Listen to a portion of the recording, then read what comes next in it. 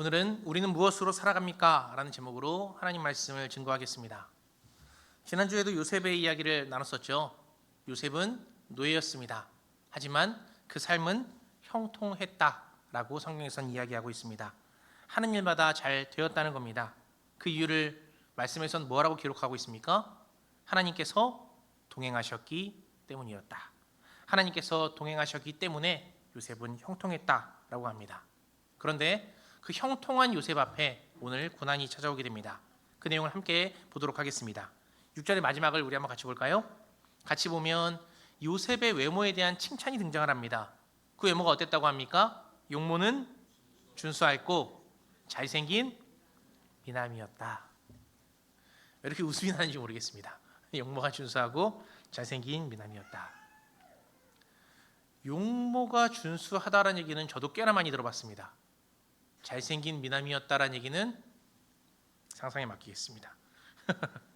예전에 청소년부 때 애들이 막 이렇게 저를 놀리는 겁니다. 그때 여드름이 제가 한창 많이 났었거든요.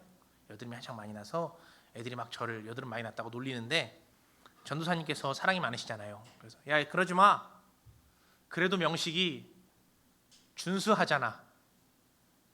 그게 칭찬의 다였습니다.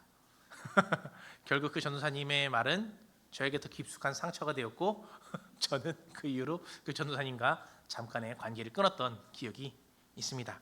하지만 요셉은요 용모가 준수했고 얼굴이 잘생긴 미남이었다라고 말을 합니다. 그것이 원인이 됐을까요?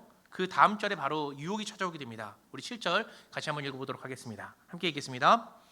일이 이렇게 된 지 얼마 지나지 않아서 주인의 아내가 요셉에게 눈짓을 하며 나하고 침실로 가요 하고 깨웠다. 한 여인이 다가옵니다. 그런데 보통 여자가 아닌 것 같아 보입니다. 그는요 주인 보디발의 아내였습니다. 그녀가 그윽하고 섹시한 눈빛으로 요셉에게 다가옵니다. 추파를 날리는 거죠. 그리고 이렇게 이야기합니다. 나하고 침실로 가요. 아주 끔찍한 일인가 봐요.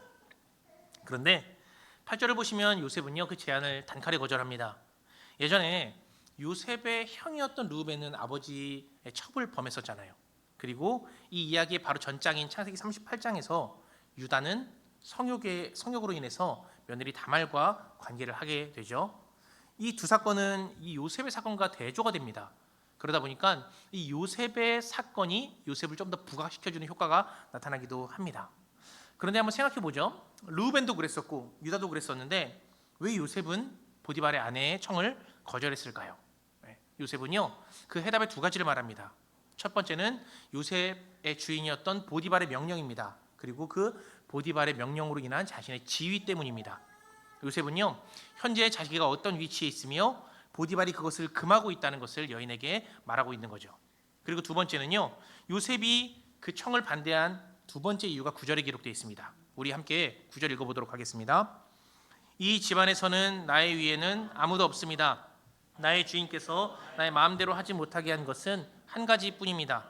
그것은 마님입니다. 마님은 주인 어른의 부인이시기 때문입니다. 그런데 내가 어찌 이런 나쁜 일을 저질러서 하나님을 거역하는 죄를 지을 수 있겠습니까? 아멘. 포인트가 이게 딱 나오죠. 내가 어찌 이런 나쁜 일을 저질러서 하나님을 거역하는 죄를 지을 수 있겠습니까? 요셉은 하나님 앞에 죄를 지을 수 없었습니다. 왜냐하면 그것은 하나님을 거역하는 것이기 때문이라고 말합니다. 시편 51편 4절에요 이런 말씀이 있습니다. 제가 읽어드리겠습니다. 오직 주님께만 나는 죄를 지었습니다. 주님의 눈 앞에서 내가 악한 짓을 저질렀으니 주님의 판결은 옳으시며 주님의 심판은 정당합니다. 이것은 이 시를 적었던 시인의 기도인 거죠. 아마 이 시인은 다른 사람 몰래 주님께 죄를 지었던 것으로 보입니다. 그런데 주님께 어떻게 기도를 해요? 주님, 제가 악한 일을 저질렀습니다. 그렇기 때문에 주님께서 저를 판단하시는 그 판결은 옳으시며 주님께서 저를 심판하신다면 그 심판은 정당합니다. 여러분 혹시 주변에 이런 기도를 드리는 그리스도인들을 보신 적이 있으십니까? 오히려 반대죠. 주님께만이 아니라 사람한테도 온갖 몹쓸 짓을 해놓고서 주님께 이런 말을 하죠. 하나님 왜 나에게 이런 시련을 주십니까? 도대체 내가 뭘 잘못했는데요? 이렇게 묻는 자칭 신실한 그리스도인들이 꽤나 많은 시대입니다. 그에 비해서 이 시편 기자의 기도는요, 주님께 아주 훌륭한 신앙 고백을 하고 있다라는 거죠. 그런데 이 시편 기자의 믿음보다 요셉은 한 단계 더 성숙한 신앙으로 보입니다. 왜냐하면 요셉은요, 아무도 모르는 죄조차도 짓지 않으려고 애를 쓰기 때문입니다. 요셉은 아주 단호하게 그녀를 거절하죠. 그런데요, 그 여인은 꽤나 끈질기게 요셉을 유혹합니다. 날마다라고 10절에 기록되어 있는 것처럼 그 요구가 일회성만은 아니었던 것 같습니다. 그래서 요셉이 택한 방법은 무엇입니까? 10절을 보시면 나와 있죠. 요셉은요, 그 여인의 근처에 가지도 않았다라는 겁니다. 요셉이 얼마나 철저하게 그녀를 경계했는지 알 수 있는 말이었다라는 거죠. 사실이요, 이 당시에는 이런 일이 참 많았습니다. 어떤 일이 많았냐면 그런 유혹을 이용하는 사람들이 많았습니다. 안타까운 사실이지만 당시 시대에는 노예들은 주인들에게 성착취를 당하는 일들이 비교적 흔했던 시대입니다. 이것이 비단 여성 노예만이 아니라 남성 노예 또한 그런 일들이 꽤 있었습니다. 여기서 보디발의 아내의 이름은 나와 있지 않죠. 그런데 생각을 해보십시오. 보디발의 아내 또한 상당한 배경의 소유자였을 것 같습니다. 파라오의 경호대장은 아무나 하는 것이 아니잖아요. 그런데 그 아무나 하지 않는 일을 맡은 사람에게 아무나 시집 가는 것 또한 아니잖아요. 아마 비슷한 지위에 있는 사람과 결혼을 했을 것으로 보입니다.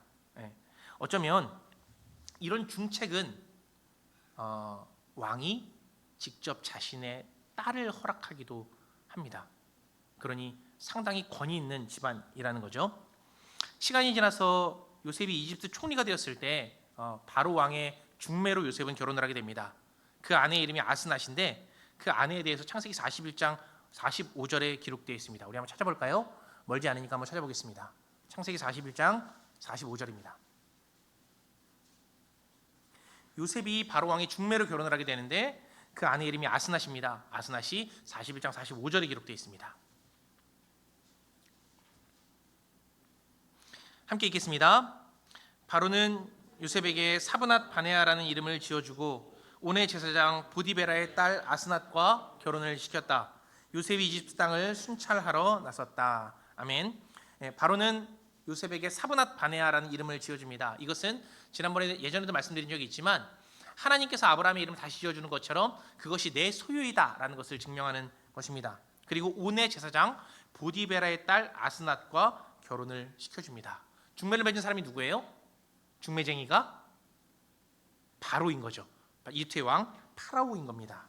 재미있는 것은 누구의 딸이라고 나옵니까? 온의 제사장 보디베라의 딸이라는 이야기가 나옵니다. 누구 이름과 비슷하죠? 예, 맞습니다. 보디발입니다. 이 보디발과 보디베라는 사실 같은 이름입니다. 뜻은 태양신에게 바쳐진 자, 태양신을 라오라고 하거든요. 맨 마지막에 있는 보디베라라의 라가 라오입니다. 그래서 태양신에게 바쳐진 자. 그래서 정확히 얘기하면 이것이 본명이 아니라 하사된 이름이라고 볼 수 있습니다. 보디베라의 딸 아스낫, 그 왕에게 하사받은 이름을 가진 아스낫이라는 사람의 이야기를 들었을 때 아무나가 아닌 겁니다. 보디발 역시 마찬가지겠죠. 자신도 이름을 하사받았지만 함께 결혼했던 그 사람도 보통 집안은 아니었을 겁니다. 조금 시간이 지난 뒤에 상황을 본다면요, 아마도 이 보디발이라는 사람보다 여성의 배경이 보디발보다 더 대단했다는 것을 알 수가 있게 됩니다. 다른 이야기를 잠깐 해보겠습니다. 왜 우리가 흔히 이런 이야기를 하잖아요. 누구 라인을 탔다, 누구 라인을 탔다, 이런 얘기를 많이 하잖아요. 그 얘기는 무엇이에요? 그 사람과 인연이 된다, 줄을 댔다라는 말이죠. 지금은 그 줄이 중요합니까? 라인을 타는 게 중요한가요? 아마도 중요하다라고 말을 하는 사람들이 꽤 있을 겁니다. 그런데 30년 전에는요, 지금보다 훨씬 더 중요했겠죠. 이집트 시대에는 사실 누군가 연이 있다라는 자체는 엄청난 파워를 가질 때였습니다. 우리나라는 그것이 점점 더 소멸되어 가지만 지금 현재 북한 같은 나라를 봤을 때요, 백두혈통과 연이 있다? 그러면 그 사람은 지역 내에서 아마 굉장한 힘을 가지게 될 겁니다. 이집트 땅은 그랬습니다. 당시에는 바로 왕과 힘이 있다, 연이 있다라는 그 보디발 자체도 굉장히 힘이 있었겠지만 아마 그 보디발의 아내 또한 상당한 힘을 가지고 있었을 겁니다. 즉 요셉이 만약에 눈 한 번만 딱 감고 이 여자의 부탁을 들어줬다면 요셉 역시 많은 권위와 힘이 생긴다는 것을 뜻합니다. 그럼에도 불구하고요, 요셉은 이 모든 것을 포기했습니다. 왜 그렇습니까? 하나님 앞에서 죄를 짓지 않으려고 그랬던 겁니다. 좀 다르게 표현해 볼까요? 하나님 앞에서 하나님이 보고 계시기 때문에, 주님의 얼굴 앞에서. 지난주 말씀 나눴었죠? 이 단어가 뭐죠? 코람데오입니다. 하나님의 얼굴 앞에서 있는 신앙, 즉 코람데오의 신앙을 요셉은 소유하고 있었던 것으로 보인다는 거죠. 월케라는 학자는 이 사건을 보면서 이런 말을 했습니다. 자유는 율법의 테두리 안에서 누리는 것이다. 그리고 성관계는 결혼의 테두리 안에서 누릴 수 있다. 딱 맞는 표현이죠. 우리가 어떤 것에 자유를 느낄 때 그 법 안에서 느낄 수 있는 겁니다. 만약에 법을 넘어가게 되면 그것은 타인의 자유를 침해하게 되는 것이기 때문인 거죠. 그것과 마찬가지로 성관계는 결혼이라는 테두리 안에서 느낄 수 있다라는 것을 요셉은 이미 알고 있었습니다. 그래서 하나님 앞에서도 그 주인 보디발 앞에서도 부끄럽지 않게 행동하려 했던 거죠. 아까도 말씀드렸지만 재미있게도 이 대단한 집안의 여자는 이름이 등장하지 않습니다. 왜일까? 확답을 할 수 없지만 사르나라는 신학자가 이런 말을 하더라고요. 요셉은 보디발의 노예이지만 그 여자는 욕정의 노예이다.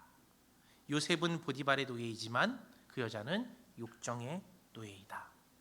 성경에 이름이 기록된다라는 것은 좋은 일이든 나쁜 일이든 누군가에게 기억이 되는 거잖아요.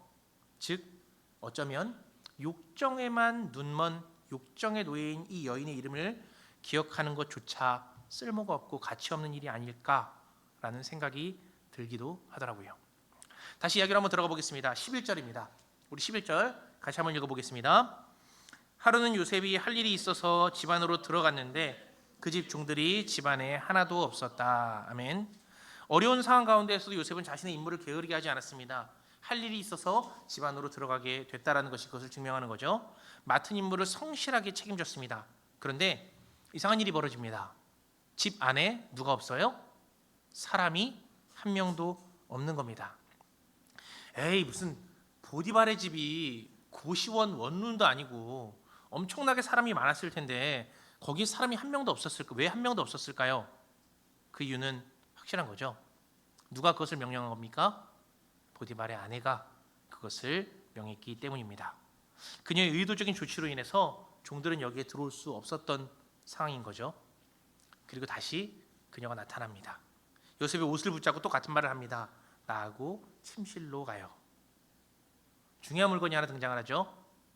무엇을 붙잡고요? 옷을 붙잡았다라는 겁니다. 여기서도 창세기의 중요한 매개체인 옷이 등장을 합니다. 왜? 지난번에 이런 말씀 드렸잖아요.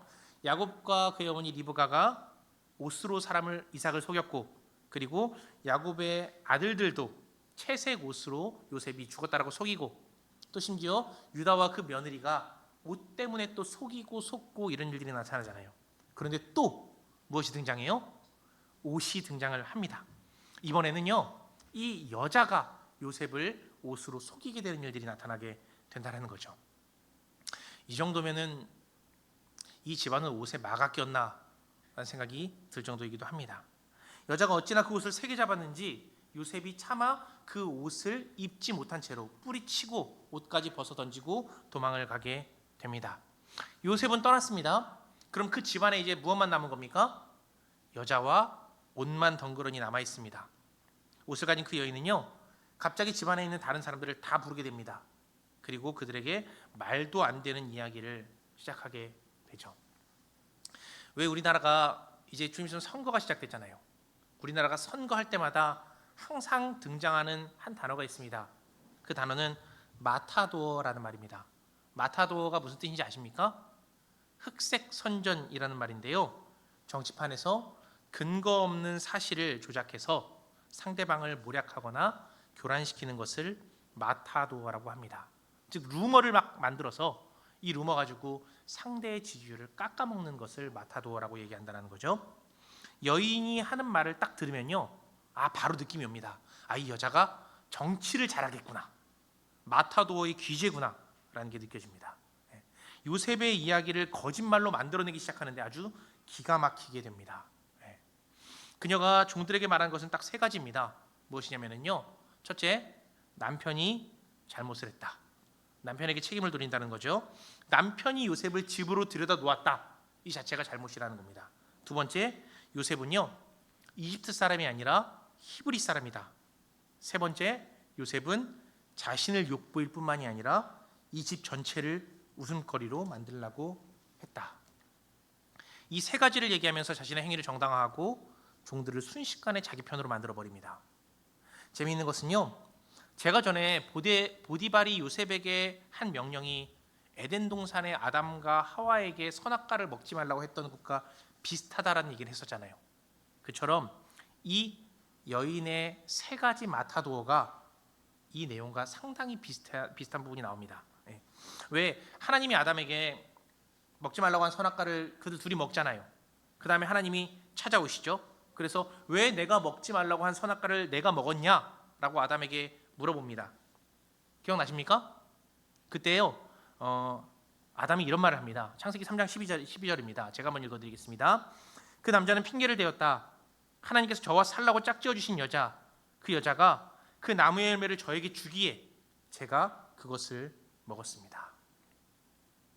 하나님이 나와 살라고 짝지어 준 그 여자가 그것을 저한테 줬기 때문에 제가 그것을 먹었습니다. 이 내용이 요셉의 루머를 퍼뜨리는 그 여자의 말과 상당히 흡사합니다.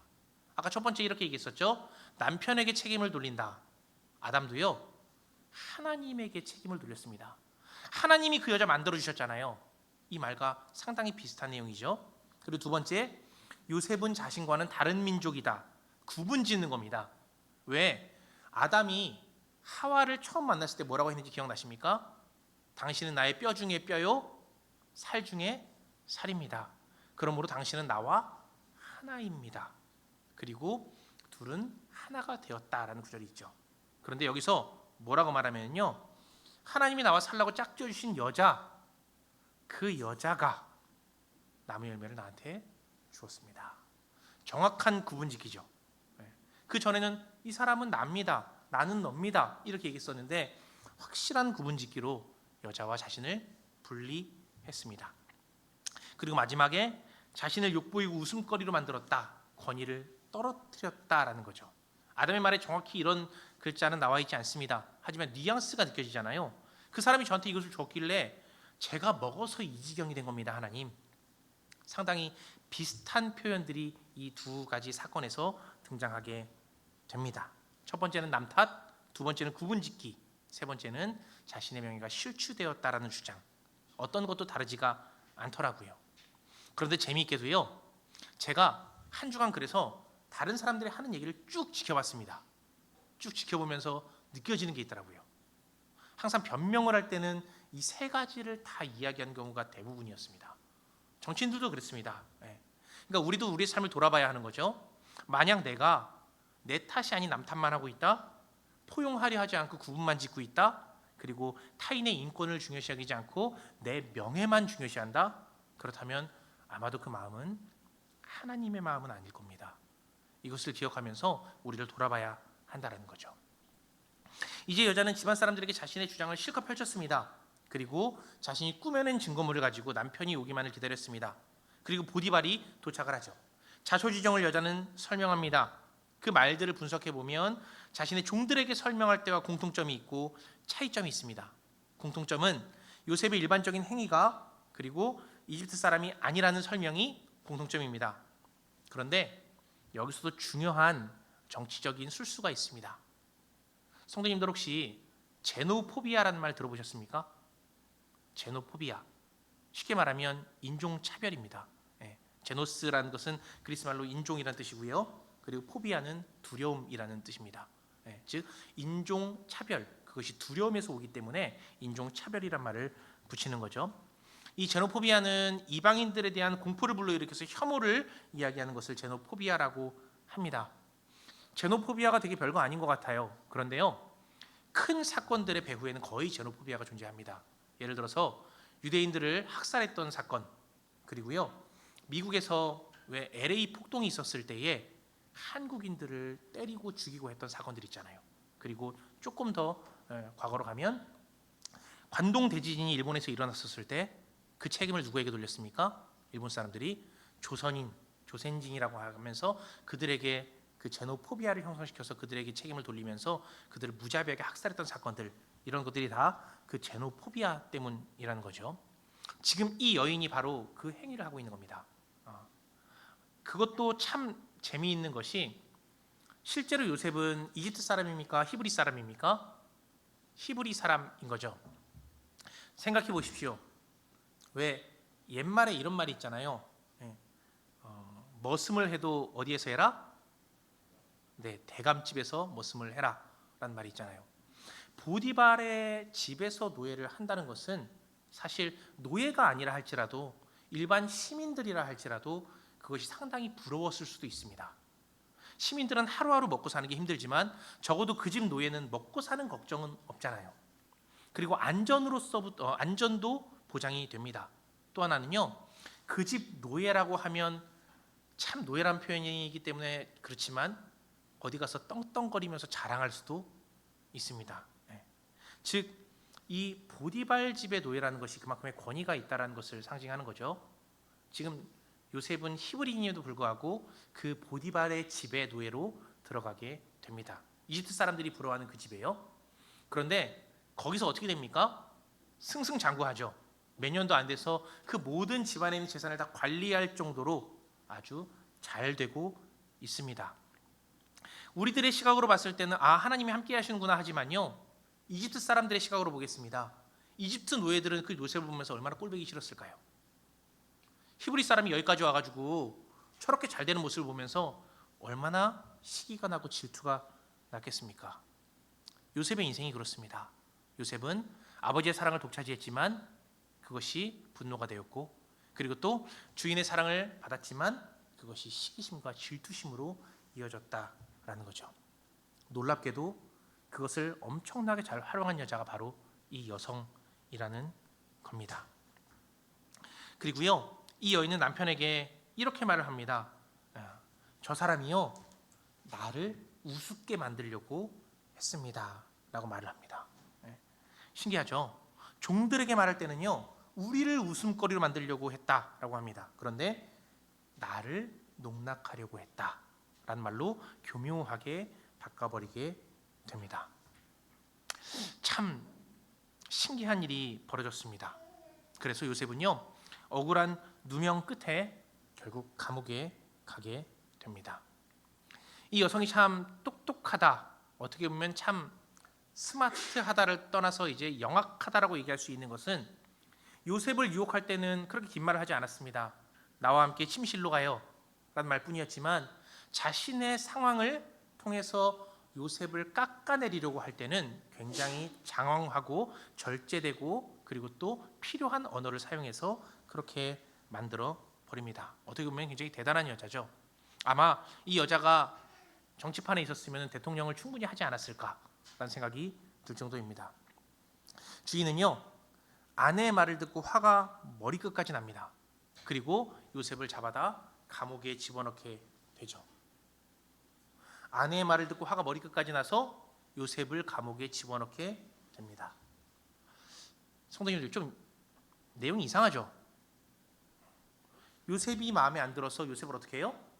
감옥에 집어넣었다. 뭔가 이상하지 않습니까? 지금 요셉의 신분은 무엇입니까? 노예잖아요. 이때의 노예는요, 마음에 안 들면 어떻게 합니까? 그냥 죽여버립니다. 감옥에 넣을 필요가 없는 거예요. 오히려 감옥에 들어가는 게 더 귀찮습니다. 그냥 바로 죽여버리는 거죠. 심지어 당시에 노예가 아니라 일반인이라고 할지라도 유부녀를 탐했다 또는 탐하려고 했다는 것까지만 밝혀지면 바로 죽여버립니다. 그건 노예가 아니라도 말이죠. 그런데 보디발은 요셉을 바로 죽여버리지 않았습니다. 감옥에 가두기만 합니다. 생각해 보십시오. 감옥에 가두었다라는 건 살려준다는 얘기잖아요. 그리고 뭘 제공해 줘야 돼요? 식사를 제공해 줘야 하잖아요. 그리고 감옥에 있기 때문에 어느 정도의 안전도 보장되어 있는 것이지 않습니까? 왜 보디발은 그럼 그렇게 했을까? 여기에 대다수의 신학자들은 이렇게 말을 합니다. 요셉은 절대 그런 사람이 아니었다라는 확신이 보디발에게 있었다. 그럼 안 넣으면 되잖아요. 그 후에 이런 말이 나오죠. 보디발은 아내가 그런 사람이었다는 것도 알고 있었다. 보디발이 아내에 대한 믿음이 있었다면 요셉을 바로 죽여버려야 합니다. 그런데 그러지 않았습니다. 이 말을 계속하면 보디발의 권위가 점점 더 떨어지게 되는데 그건 저랑은 상관이 없으니까 그냥 계속 이야기를 하도록 하겠습니다. 아마도요 보디발은 이런 경험이 처음이 아닐 겁니다. 그 이유가 사실 말씀에 다 기록이 되어 있죠. 만일 이 여인이 처음으로 불륜을 저지르려고 했다면 이렇게 꾸준하고 담대하고 치밀하게 계획하지 않았을 겁니다.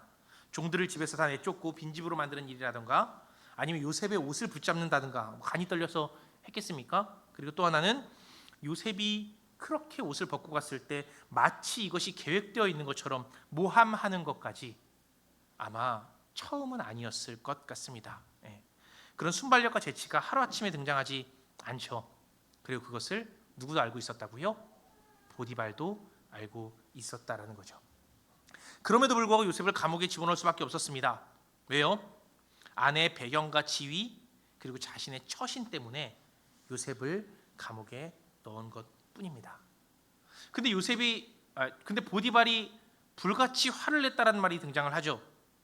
왜 화를 냈을까? 아마 두 가지 이유 중에 하나일 겁니다. 첫 번째는 요셉이 유능했기 때문입니다. 우리가요 어떤 프로젝트를 할 때에 메인이 되는 사람이 한 명 있습니다. 대표적으로 그냥 프로그램 하나 말씀을 드리면 유퀴즈 온 더 블럭이라는 프로그램이 있죠. 그 유가 누구의 유예요? 유재석의 유잖아요. 근데 유재석이 안 나온다고 생각을 해보십시오. 그럼 유퀴즈 온 더 블럭이 아니게 되는 거잖아요. 그런 것처럼 어떠한 프로젝트를 할 때 능력을 발휘하는 되게 중요한 인물이 한 명이 있습니다. 그런데 그 사람이 갑자기 무슨 일이 있어서 나오지 않습니다.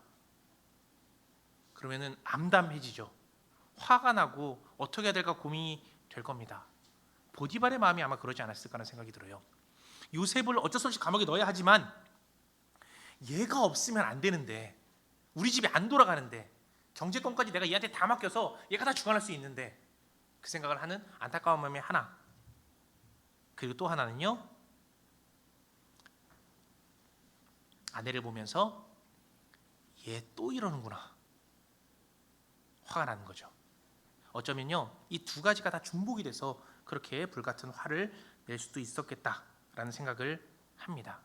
그래서 결국 요셉은 감옥에 가게 되고 그리고 요셉은 그 감옥에서 꽤 오랜 시간을 지낼 수 있게 되는 거죠. 이것을 요셉의 입장에서 한번 바꿔 생각해 보겠습니다. 요셉은요 어쩌면 죽임을 당할 수도 있는 상황 속에서도 하나님 앞에서 정직하게 행했다라는 겁니다. 이 노예가 그 미수만 하더라도 사형을 당한다 그랬잖아요. 그런데 요셉은 그 불의한 형통보다 죽음을 택하는 것이 더 낫겠다라는 생각을 했던 거죠. 담대한 결정을 했던 겁니다. 하지만 주님은 그를 살려주셨고 결론적으로 그는 표현이 조금 이상한데 의로운 죄수가 되었습니다. 이전에는 요셉이 보디발의 집에 비천한 신분으로 노예로 들어갔습니다. 그런데 그것이 더 추락해서 죄수가 되었습니다. 하지만 하나님은요 그 노예가 됐을 때도 언제나 형통하게 요셉을 지켜주셨고 그 죄수가 되었을 때에도 마찬가지였습니다. 그래서 요셉은 슬픈 이야기지만 감옥 안에서도 승승장구하게 됩니다. 그것이 21절에 나와 있죠. 우리 같이 한번 읽어볼까요? 함께 읽겠습니다. 주님께서 그와 함께 계시면서 돌보아 주시고 그를 한결같이 사랑하셔서 간수장의 눈에 들게 하셨다. 감옥 가지 않는데 뭐 하는 겁니까 하나님? 이게 아니라 주님께서 그와 함께 계시면서 돌봐주시고 그를 한결같이 사랑하셨습니다. 그래서 간수장의 눈에 들게 하죠. 가장의 우두머리인 야곱의 눈에 들었었고 집의 우두머리인 보디발의 눈에 들었었고 이번에는 감옥의 우두머리인 간수장의 눈에 들게 됩니다. 그래서 어떤 일이 일어나요? 보디발의 집에 있었던 것과 마찬가지로 감옥에 있는 모든 일을 요셉에게 다 맡기게 됩니다. 요셉이 처리하게 되는 거죠. 그리고 성경에서는 그 마지막의 이야기를 23절로 마무리합니다. 우리 함께 같이 읽어보겠습니다. 간수장은 요셉에게 모든 일을 맡기고 아무것도 간섭하지 않았다.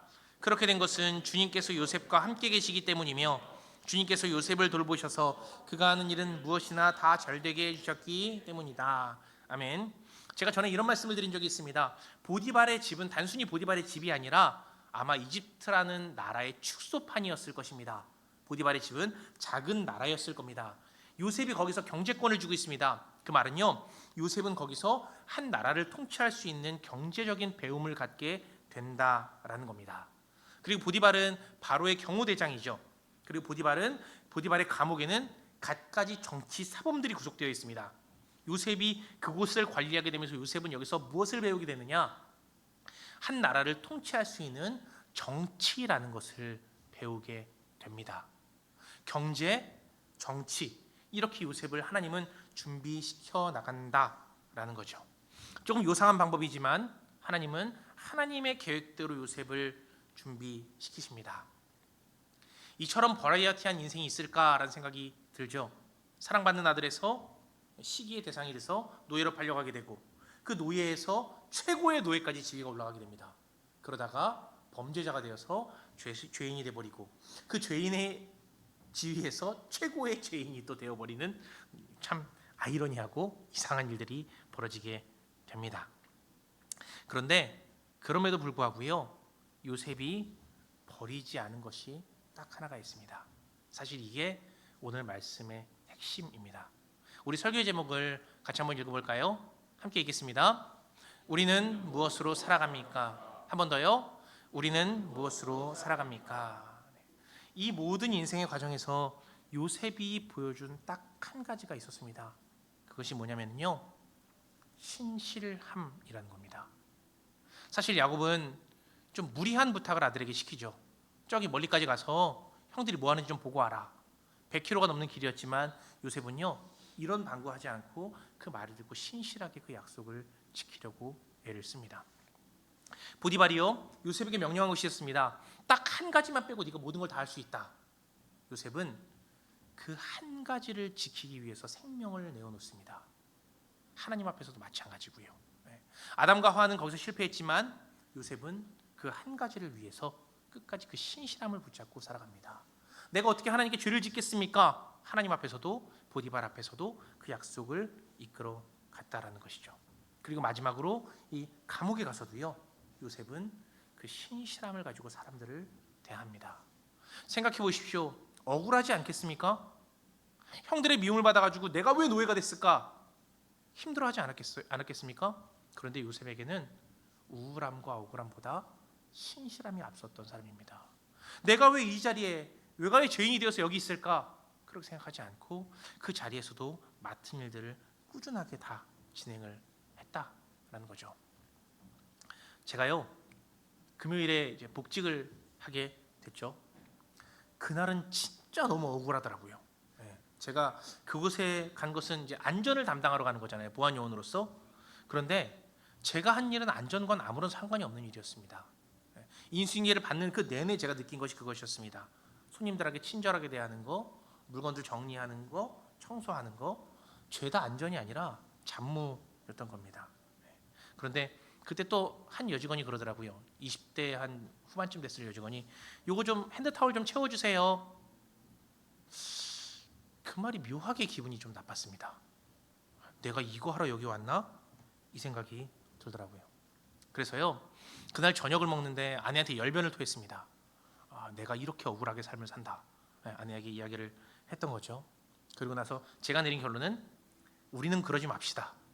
혹시라도 우리 교회에 그런 사람이 왔을 때, 또는 우리가 동역자들을 함께 이렇게 세워 나갈 때에 우리는 절대로 그러지 맙시다.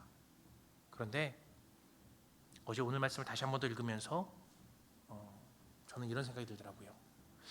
나에게는 이 억울함이 우선순위가 아닐까? 하나님을 향한 신실함보다 나는 억울함을 더 주장하고 있지는 않을까? 그리고 이렇게 기도했습니다. 하나님, 묵묵하게 사역할 수 있게 해주세요. 일할 수 있게 해주세요.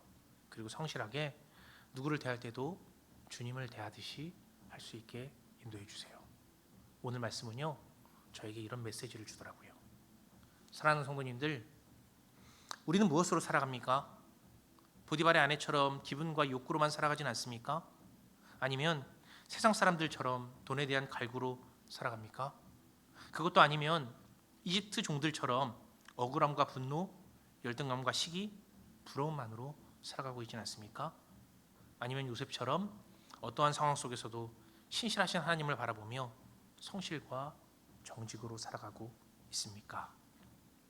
이 질문들을 통해서 주님께서 성도님들에게 저에게 그랬던 것처럼 어떠한 메시지를 주실 것이라고 믿습니다.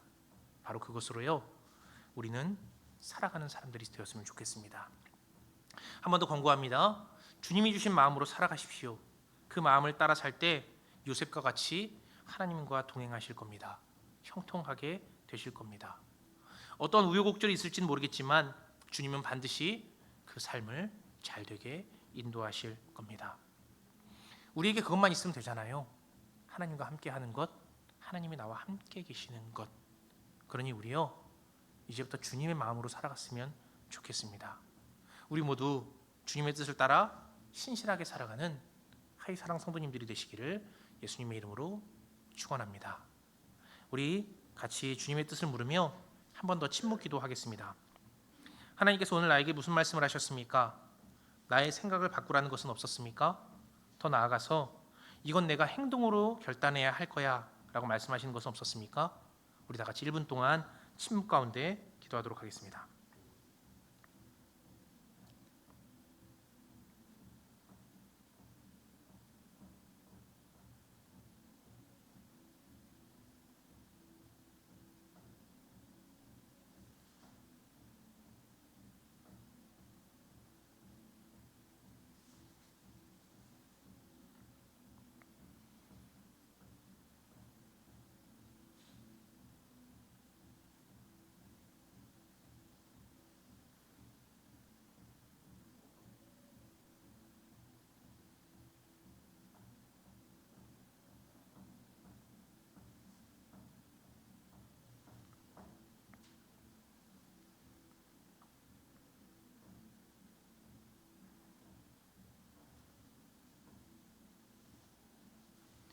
하나님, 스스로에게 질문을 한 번 더 던집니다. 나는 무엇으로 살아가고 있습니까? 우리는 무엇으로 살아갑니까? 어떤 기준으로 살아가고 있습니까? 코람데오, 하나님 앞에서, 주님의 얼굴 앞에서 살아가고 있습니까? 기도합니다. 우리 주님과의 약속을 놓치지 않기를 소망합니다. 정직함으로 살아가게 하시고 신실함으로 그것들을 지켜나가게 하여 주시옵소서. 그래서 실제로 훗날 주님을 마주할 그날에 떳떳하게 하나님의 뜻대로 살다 왔습니다 라고 고백할 수 있도록 우리를 인도하여 주시옵소서. 주님께 우리의 삶을 자랑할 수 있도록 우리를 붙잡아 주시옵소서. 예수님의 이름으로 기도드립니다. 아멘.